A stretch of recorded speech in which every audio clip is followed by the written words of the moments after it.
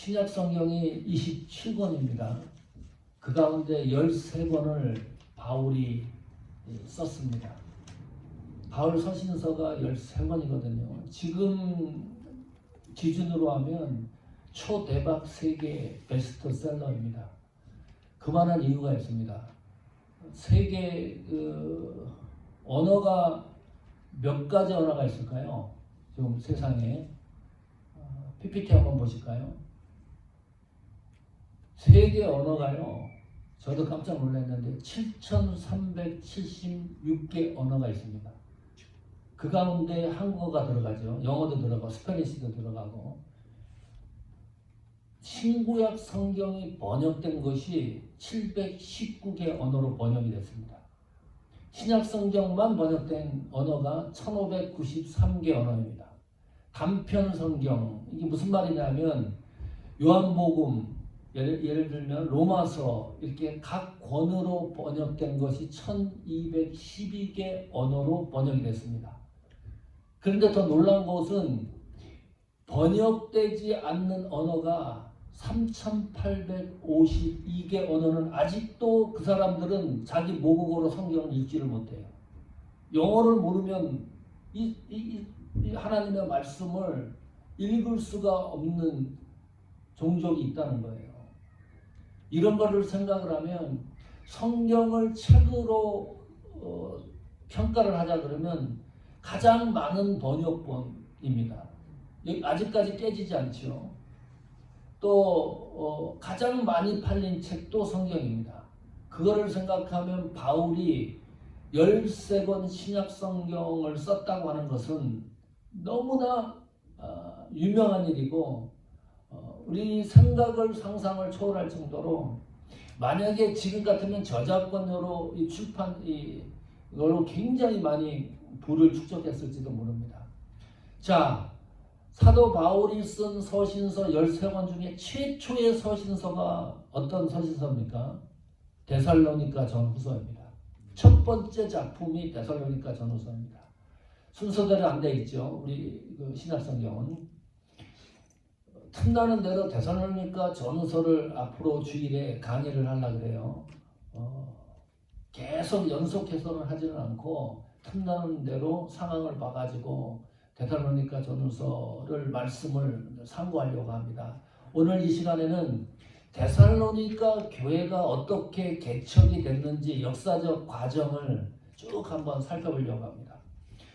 바울은 예수 믿는 사람이 아니죠. 유대인입니다. 하나님만을 섬기는, 예수님을 믿지 않았던 아주 특심했던 인물입니다. 다메섹 도상에서 하나님 앞에 강권적으로 성령의 역사를 받아요.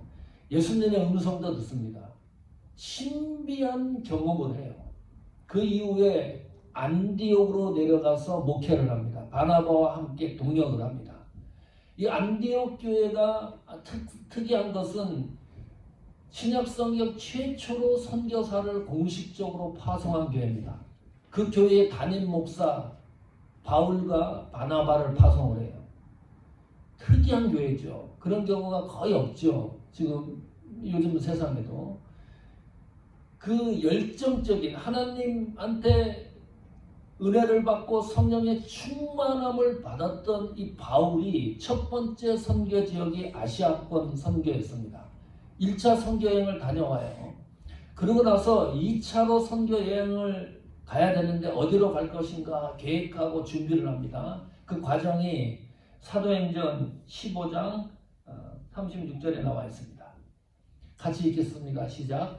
수일 후에 바울이 바나바더러 말하되 우리가 주의 말씀을 전한 각 성으로 다시 가서 형제들이 어떠한가 방문하자 하니, 주의 말씀을 전한 각 성, 여기가 1차 선교 여행을 다녀왔던 아시아권 지역입니다. 거기를 다시 한번 가겠다는 거예요. 이 계획을 세우는 거죠.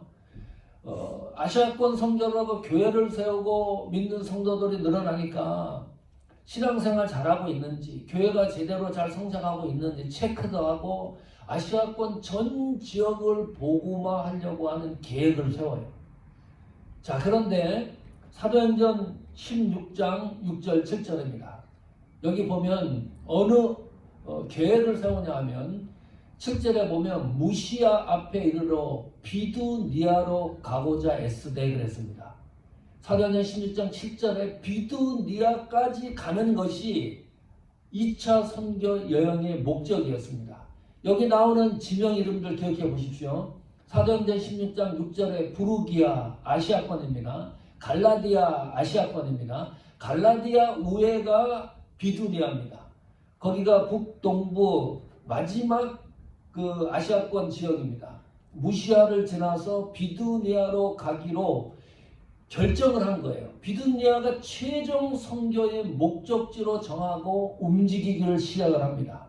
그런데 사도행전 16장 6절 다시 보시면 성령이 아시아에서 말씀을 전하지 못하게 하시거늘 특이하죠. 이런 일이 일어날 수가 있나요? 아주 특별한 일이 벌어졌어요. 성령이 지명까지 정했어요. 아시아에서 말씀을 전하지 못하게 했다. 중단시켰다. 금지시켰다는 거거든요. 바울은 아시아권에서 복음을 전하기로 계획을 하고 움직이기를 시작을 하는데 하나님은 아시아권에서 아예 말씀을 전하지 못하도록 한 거예요. 선교사님이 그 지역에서 말씀을 전하지 못한다고 생각해 보십시오. 사모함교회 박승철 목사가 어느 날 성령의 강권적인 사인으로 인해 가지고 주일날 설교하지 마라. 이 죽은 거랑 마찬가지죠. 선교사가 목회자가 말씀을 전하지 못한다고 상상을 해 보십시오. 이상한 일이 벌어졌습니다. 성령이 아시아에서 말씀을 전하지 못하게 했다는 이 말은 그냥 문장이 아니고 성령이 바울에게 어떤 액션을 취했다는 겁니다. 여기서는 아시아 지역에서는 복음을 전하지 못하도록 어떤 액션을 취했다는 거예요. 어떤 액션일까요? 기도하는 가운데, 환상 가운데 귀로 들릴 수도 있고 여러 가지 방법으로 하나님이 하셨겠죠. 또 상황적으로도 그렇게 만들 수도 있는 거예요. 차를 타고 선교 지역을 가는데 펑크가 난다든지 가다 보는데 갑자기 비가 내려갖고 도저히 갈 수가 없어가지고 길이 훼손이 돼가지고 선교를 못하게 한다든지 여러 가지 방법을 동원해서 하나님이 사인을 보내는데 바울이 느끼지 못했다. 바울이 어떤 사람이에요? 영적인 풍부성이 있는 인물입니다. 하나님의 놀라운 광경을 성령의 은혜로 충만히 경험했던 인물입니다. 하나님의 은혜를 경험했던 사람입니다. 아주 예민한 사람입니다. 하나님이 말씀하시는 것에 대해서 세밀한 사람인데 바울이 이걸 놓쳐요. 말씀을 전하지 못하게 한 이 사실을 바울이 놓치고 만다. 왜 그랬을까? 복음을 전하는 일은 하나님에게 기쁜 일이잖아요. 이 일이 너무나 위대한 일입니다. 복음 전하는 일인데 그것이 최후의 지상 명령이기도 하고요. 예수님이 우리에게 주신 그 명령을 따라 움직이는데 어떤 문제가 발생을 하면 그것을 뛰어넘으려고 하는 거죠. 이게 무슨 사단의 장난인가? 내가 하는 이 일이 개인적인 일이 아니고 하나님 복음을 전하는 일이기 때문에 더욱더 포기할 수가 없는 거예요. 내일 같으면 포기가 되는데. 그러니까 사도행전 16장 7절에 보면 그래도 못 알아들으니까 7절에는 어떤 액션을 취하냐면 하나님이 예수의 영이 허락지 아니하시는지라. 6절에서는 말씀을 전하지 못하게 하고 7절에서는 예수의 영이 아예 퍼밋을 내주지 않는 겁니다. 너는 더 이상 복음도 전하지 말고 아시아권 선교지에서 하나님이 복음을 전할 수 없도록 환경을 만들어가는 거예요. 이 지역으로 갔는데 이게 막히는 거예요. 또 복음 전할 수 없게 하나님이 계속 만들고 있습니다.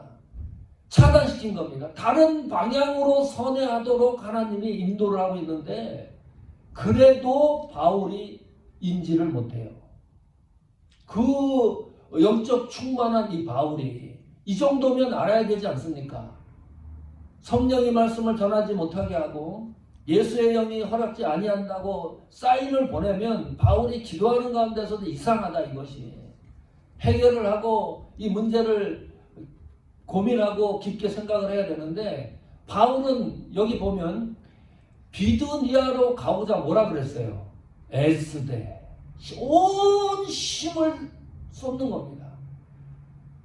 말씀을 전하지 못하게 하고 예수의 영이 허락지 아니하는데 온 생명을 걸고 아시아 지역 선교를 거기에 온 힘을 다 쏟는 거예요. 바울이 하나님이 운행하시는 그 순간을 계속 놓치고 있습니다. 그러니까 어떻게 하겠어요? 사도행전 16장 10절 보십시오. 읽어보겠습니다. 시작. 바울이 이 환상을 본 후에 우리가 곧 마게도나로 떠나기로 힘쓰니 이는 하나님이 저 사람에게 복음을 전하라고 우리를 부르신 줄로 인정함이로라. 여기 성경을 가만히 보면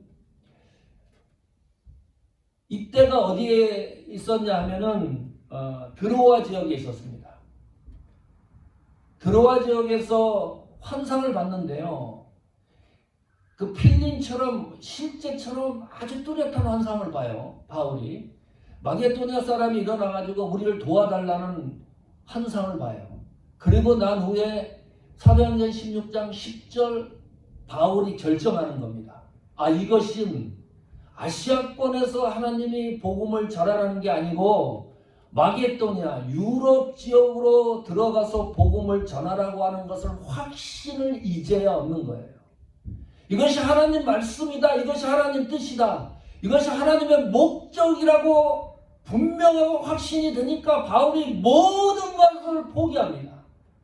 바울이 아시아권 선교를 포기합니다. 계획을 포기합니다. 목적을 포기합니다. 바울의 지식을 포기해요. 바울의 감정까지 모두 포기합니다. 이것이 신앙의 정석입니다. 믿음의 정석입니다. 하나님 앞에 순종하는 사람은 적습니다. 예수님을 믿는 사람은 많이 있을지 모르는데 하나님 말씀에 순종하는 사람들은 적어요. 이것이 하나님 말씀이라는 것이 분명하기 때문에 바울은 모든 것을 내려놓고 마게도냐로 들어갑니다.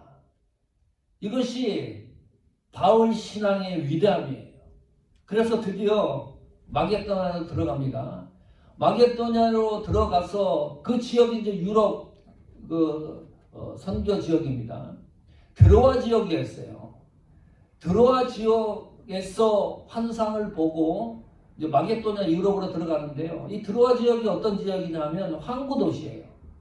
마게도냐가 눈앞에 보이는 곳이에요. 그러니까 보니까 하나님이 차단하는 가운데 바울을 어디까지 몰고 가는 거예요?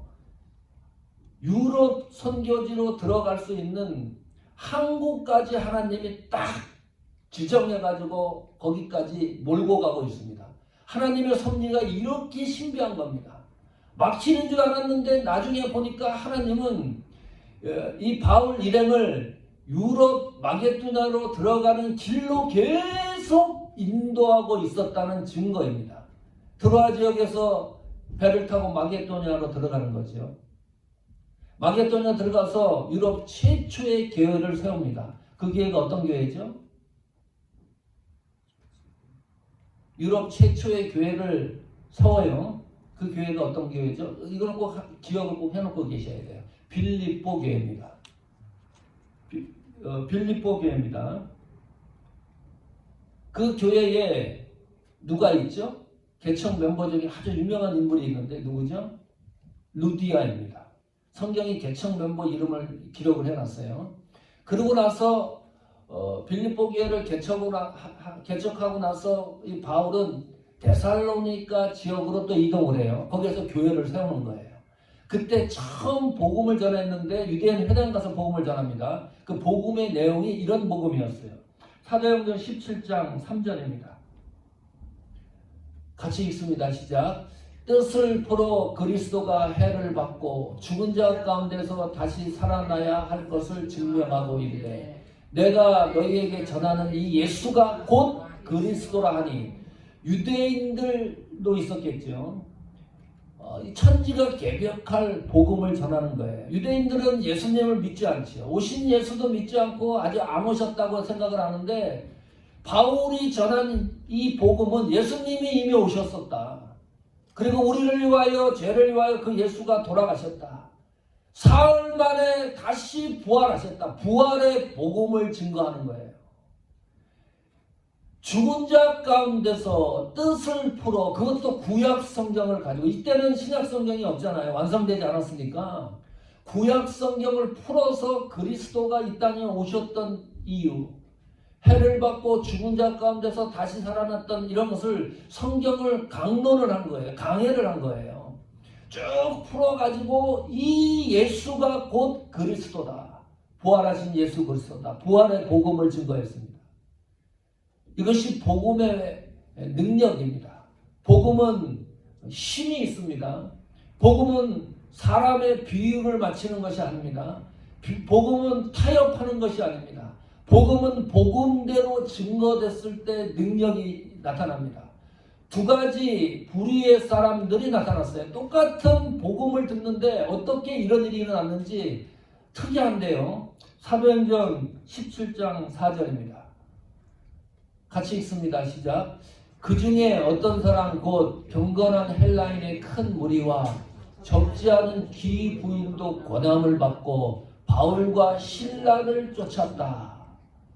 바울의 복음을 듣고 변화가 일어났어요. 어떤 변화냐 하면 헬라인과 큰 무리입니다. 귀 부인, 정치 경제적으로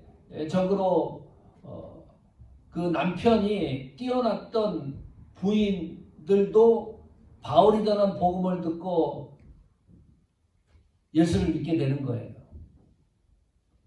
이 경건한 헬라인의 큰 무리와 적지 않은 이 귀 부인들이 데살로니가 교회의 멤버가 되는 거죠.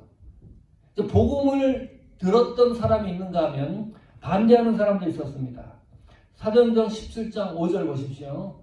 그러나 유대인들은 시기하여 저자의 어떤 계획한 사람들, 깡패들입니다.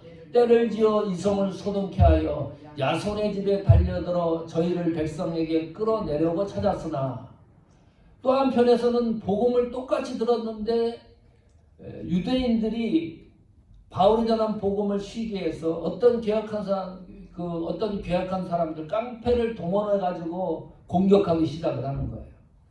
바울은 이제 이 사건 때문에 베레아로 도피를 합니다. 그 과정에서 야손 집에 머물러 있을 거라고 생각하고 공격을 했는데 이 야손이 바울 대신에 체포가 돼요. 보석금을 내고 풀려납니다. 데살로니가 교회의 개척 멤버 중에 이름이 최초로 등장하는 것이 야손입니다. 야손이 사도행전에 4번 등장하고요. 이 사도행전 17장에 그리고 로마서에 1번 등장합니다. 5번 딱 등장을 합니다. 데살로니가 교회하면 야손을 잊을 수가 없어요. 빌립보 교회하면 루디아를 잊을 수 없는 것처럼 하나님이 지상에 교회가 세워질 때 꼭 필요로 하는 사람의 이름을 기억하고 있다. 이건 큰 은혜입니다. 교회가 세워지는 역사가 우리가 생각하는 자연 발생적으로 이루어지는 것이 아니라 하나님에 의하여 주도되고 있다는 것이 증언되는 거죠. 이 일이 있은 후에 사도 바울은 베레아로 도피를 하고 거기에서 또 어떤 일이 있었냐면 이 사도행전 17장 5절에 이 유대인들과 깡패들이 베레아 지역까지 또 원정을 와가지고 바울이 복음을 전하지 못하게 해요. 그 어쩔 수 없이 아덴 지역으로 도피를 해가요.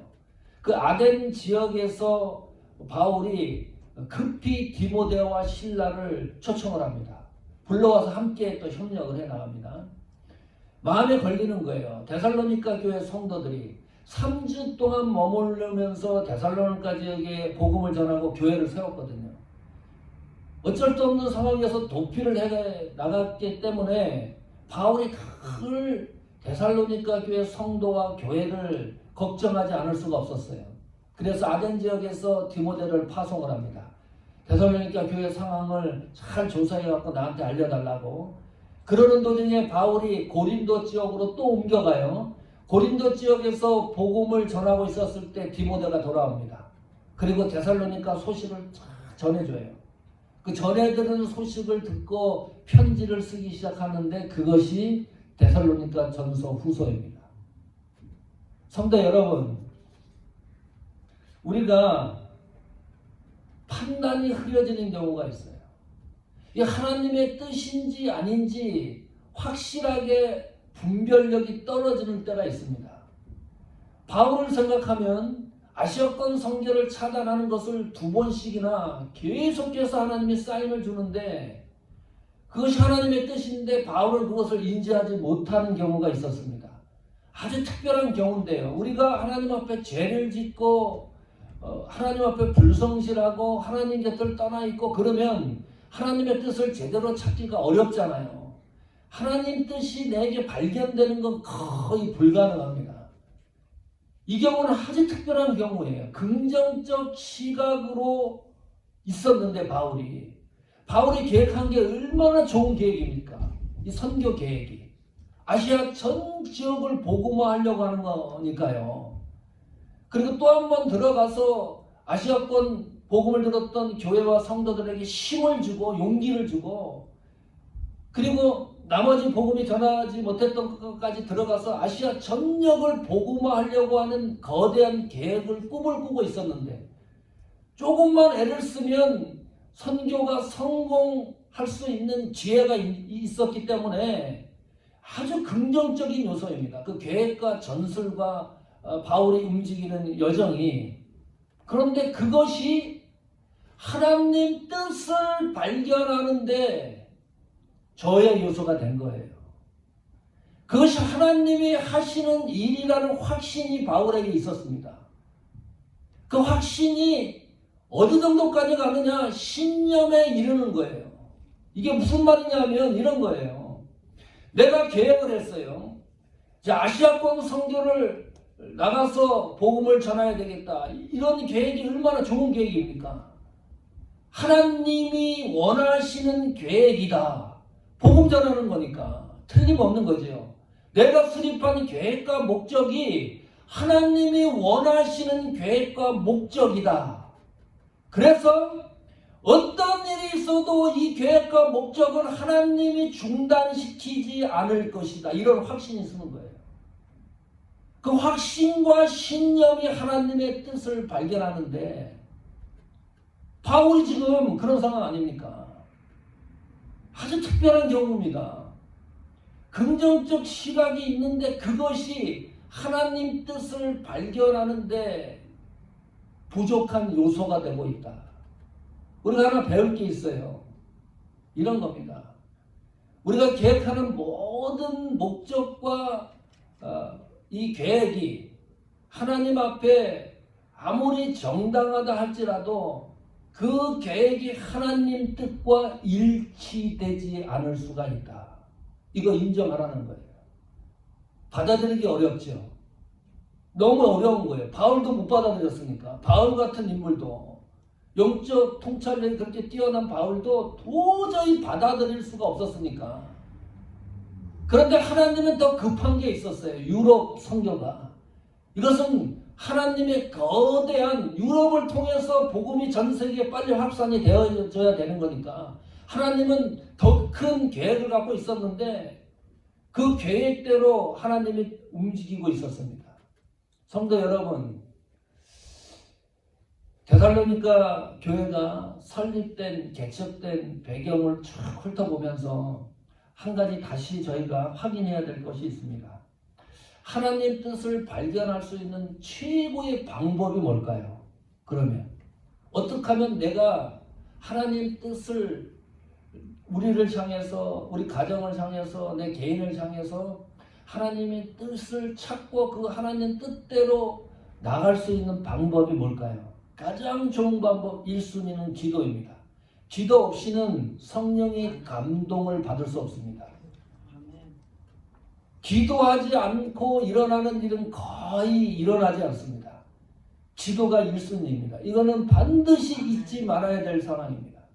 하나님의 뜻을 알기를 원하면 기도해야 됩니다. 어찌하든지 하나님 앞에 무릎 꿇고 기도를 해야 돼요. 그래야 성령의 감동에 의해서 내가 하나님의 뜻을 발견하고 움직일 수가 있습니다. 현실적인 방법은 뭘까요? 하나님 뜻 발견하는 방법 중에 목표를 세우는 겁니다. 지난주 최동성 목사님도 오셔서 간증식으로도 말씀하셨습니다. 목표 세우는 것이 이렇게 중요합니다. 지금 바울이 목표를 세웠잖아요. 아시아권 선교.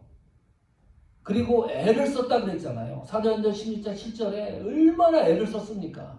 그냥 목표만 세우고 가만히 있었던 것이 아니라 선교지에 들어가서 애를 쓴 거예요. 생명을 걸고 움직이는 겁니다. 그러다 보니까 어떤 일이 일어나요?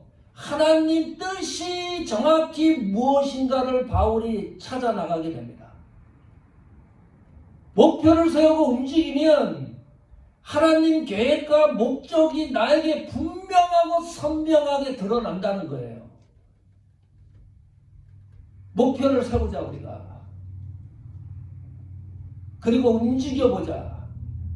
우리 교회에 이 자리를 차게 해주십시오라고 목표를 세우잖아요. 그러면 우리가 어떤 움직임이 있어야 됩니까? 기도해야지. 대상자가 없으면 대상자가 어떻게 나타날 건가를 찾아야지요.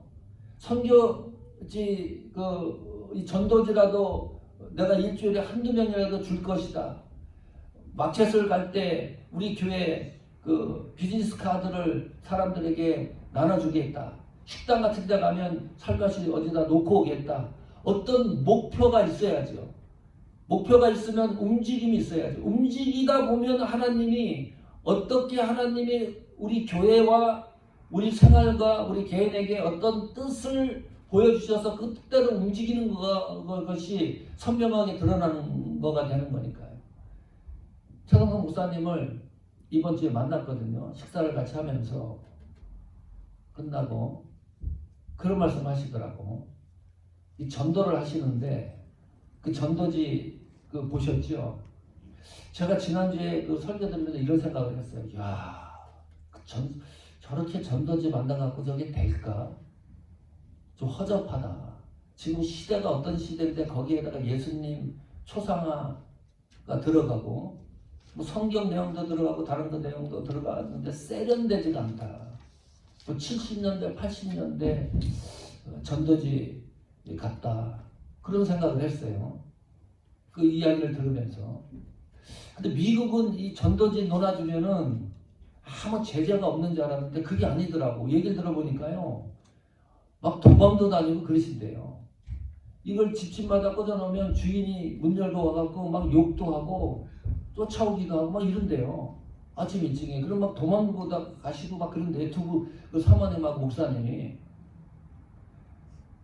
그런 경우도 있는가 하면 어떤 큰 대형 건물이나 이런 데 세크릿 가이드가 있으면 굉장히 모욕을 당한대요. 거기서 이런 거 전하지 못하게. 베트남 선교 지역, 웨스트민스터 지역으로 가서 꾸준하게 이 전도지를 돌리고 있다 그러는데 이런 경우도 있대요. 맥도날드에 가면 한국 분들, 어르신들이 많이 모여 있잖아요. 거기도 똑같이 베트남 분들이 가서 계신대요.